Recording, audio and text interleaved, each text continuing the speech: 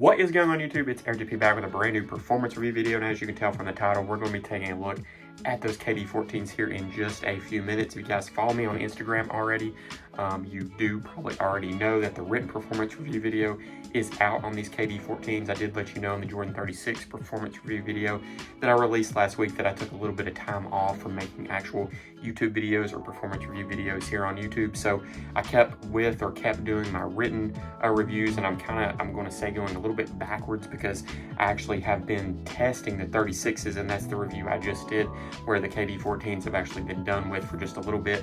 But as I said, I wanted to go ahead and go back and make you guys an actual performance review video because I know some people like watching the videos other than reading the actual review. So that's what we're doing here, and let's go ahead and jump straight in and take a look at these KD14s and see how they perform for me on the basketball court. Jumping straight into the KD14s, let's go over the traction just a little bit first here. So you'll have pretty much a solid rubber outsole on the shoe, multi-directional pattern. You can see several different things going on the bottom of the shoe where the traction setup. This setup gave me no issues whatsoever. I really enjoyed it. I thought the traction on the KD14 was very, very good in my honest opinion, or from the review or the experience I had with the shoe on court. I don't think it's going to give you any trouble at all either. I had really no issues whatsoever, laterally, vertically, starting, stopping, cutting, driving, whatever it may be. There was no issues with the traction setup at all, and I really like the traction just in general on the KD14. Next up, let's talk about the fit just a little bit on the KD14. So straight out of the box, they are pretty snug overall. That's something that doesn't always bother me that much, especially with a basketball or performance sneaker. But I will say the first time out playing in these, I almost had wished I went up half a size. But by the end of the night after playing in them, taking them off and everything like that, I was actually happy that I did go true to size in them. They did break in very nicely, loosen up really nicely as well. And I had no issues really with the fit after that. Now, if you're just going to buy these to wear casually, I probably would recommend going up half a size, but overall, when I have kind of this issue with the sneaker, my overall recommendation is normally for you to go in the store and try them on, because my preference may be a little bit different than your preference. As I said, when I first got them out of the box, true to size did bother me just a little bit, but after playing in them, breaking them in, they felt very good, and I was fine with true to size. So I guess technically my overall recommendation is to tell you guys to go true to size with the sneaker if you're okay with the snug fit, and I think you'll be very, very pleased or happy overall with the shoe in the fit category. So let's go ahead and talk about the cushion just a little bit on the KD14. I've told you guys on several different occasions that I absolutely love Nike Air Zoom Strobel cushioning. That's what this sneaker features. That's what the Jordan 36 featured. I told you in that performance review video that I almost wish they'd use it on more Nike basketball sneakers, or almost really every single one they release in general, because I just really, really like the setup. I've also told you guys on several different occasions that I normally prefer court feel over cushion, and that still is my preference. I do like more court feel normally than cushion, but I will say with the Air Zoom Strobel setup, it almost gives me the maximum amount of cushion that I'm looking for overall, with still being able to get the same responsiveness and balance and things like that out of the shoe that I'm looking for on court. It gives me all of that. Now, I will say with this KD14, for whatever reason, it does feel a little more cushioned than some of the other sneakers that I've played in that have Air Zoom Strobel. And even with the Jordan 36 being double stacked, I don't know what it is. Maybe it's just in my head. Maybe it's just a preference thing. I don't know exactly what my issue is. I really like it, don't get me wrong. I gave it a perfect score in my written review. But for whatever reason, it does feel a little more cushioned to me for some reason. I don't know if it's thicker or exactly what the ideal is, but as I said, overall it feels very, very good on court. If you like a cushion sneaker, if you like Air Zoom Strobel, you're going to be happy with this setup and really like how the shoe feels on court. Let's go ahead and talk about the materials just a little bit on the KD14. So they are very cool looking in my opinion. This is what's called a multi-layer mesh. I think that one cool thing about these materials is from a look standpoint, they can do several different things from colorway options and things like that. I think it's a really cool hint or detail that they did use these materials on the shoe. To the touch, it almost feels like a knit type material.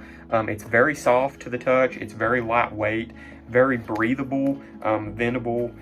In my opinion, I liked how the materials felt on court. As I said, very lightweight, no issues whatsoever for me from a material standpoint. I actually really like the materials. As I said, it almost feels like a knit type material, and I just had no issues with it. As I said, they breathed well. I didn't have any major sweating inside the shoe or anything like that. Like when I took them off, my feet weren't super sweaty or nothing like that.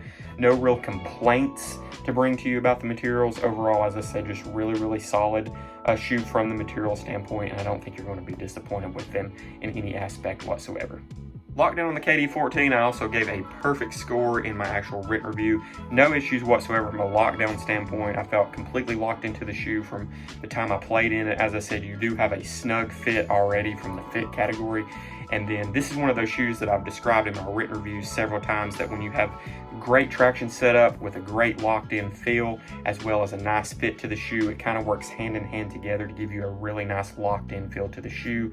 And that's basically how these work for me. Every other aspect worked out so well for me in my personal experience of actually how I want a shoe to perform, that it made the lockdown even better, I feel like, in my personal opinion.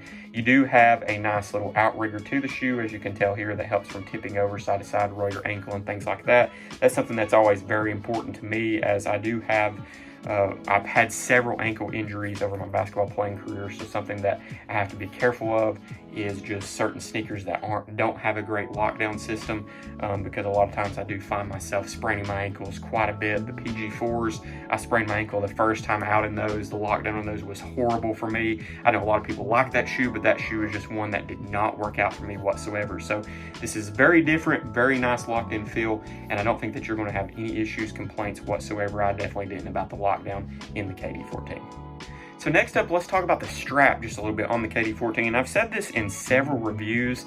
I don't always test sneakers that have straps on them. I mean, I like testing a lot of signature player shoes. So if they end up having a strap, obviously I'm going to talk about the strap a little bit. And pretty much what I've said about any strap on a basketball sneaker that we've talked about in the past is I like when they serve a purpose. And I feel like on this pair here, I mean, you are going to obviously be able to take it, back and loosen your laces and things like that, or get them more snug, whatever it may be. But I feel like really the strap is almost just for an aesthetic standpoint or an aesthetic piece. It's not really making the shoe any tighter, in my personal opinion. It's not like a Kyrie 2 where you can really pull that strap really tight, or you've got like a brace piece where you can pull the strap on over. And like I said, it's not, in my opinion, really serving much of a purpose, but it is a cool hint from an aesthetic standpoint. One thing that I will point out is, as I told you guys earlier, I have played in these quite a bit already, so we're just going to put the strap on there, and you can kind of see here, hopefully the camera's going to pick it up well. It's still staying on there pretty nice, but from the back piece here, you can see that the Velcro kind of doesn't go all the way out to the end of the swoosh here. So I do feel like over time that if you kind of don't put it straight onto the Velcro, and you kind of start getting it maybe over onto your materials just a little bit, or so on and so forth, it's not going to stick as well over time. I think that that's something that could be an issue going down the road. And I didn't actually even put this in my written performance review. What I basically said in there is I just like when a strap serves more of a purpose than what this does. But as I said, I don't really have any issues with the strap. I just don't think that it necessarily had to be there. I think it is there more for an aesthetic standpoint. And I do like how it makes the shoe look. I do think it makes the shoe look better. I mean, if you basically took the strap off, you can kind of see here what the shoe would have looked like without it. And I think it does make the shoe look better, especially with that nice swoosh across it and everything like that.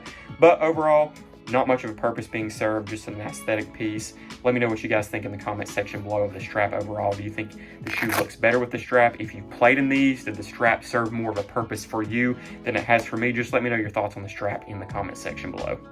Overall, the KD14 was a very solid all-around basketball shoe for me on the basketball court. I had no issues with these whatsoever. Everything worked hand in hand together, from the lockdown to the cushion, the fit, the materials, the traction. Everything worked just very well together and meshed well together to give you a really good performer on the basketball court. I really like these overall. I told you guys in my most recent Jordan 36 performance review video that these and the 36s are basically 1 and 2. I don't know exactly which way I want to go with which one's better than the other right now. I almost have them completely equal. I don't know which one to choose that I actually like better. So we plan on making a comparison video of the two and letting you know which one overall I do choose. And right right now, I still don't know which one I'm choosing because, like I said, I just like both of them so much. So you're not going to go wrong either way. These are definitely 1 and 2 hand in hand. Either way you want to rate them right now for me on the court. But overall with the KD14, as I said, very solid all-around shoe. No issues whatsoever, and I really enjoyed